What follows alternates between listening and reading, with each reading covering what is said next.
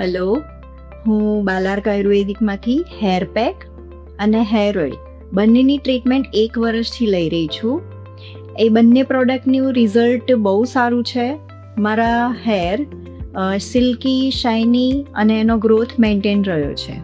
बालार्क की hair treatment लेने से मेरे हेयर स्मूथ और शाइनी हुए हैं और उसकी हेयर ऑयल और शैम्पू की प्रोडक्ट मेरी पूरी फैमिली यूज़ करती है और उसका रिजल्ट बहुत ही अच्छा है. हेयर फॉल भी बहुत कम हो गया है.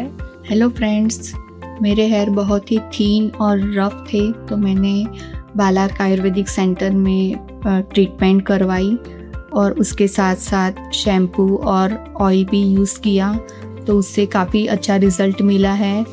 और साथ में ही डॉक्टर ध्रुवा मैम ने भी जो सजेस्ट किया वो भी प्रॉपर फॉलो किया तो with in a few months में काफ़ी अच्छा रिज़ल्ट मिला है और अब हेयर शाइनी भी लग रहे हैं और हेयर ग्रोथ भी अच्छा हुआ है.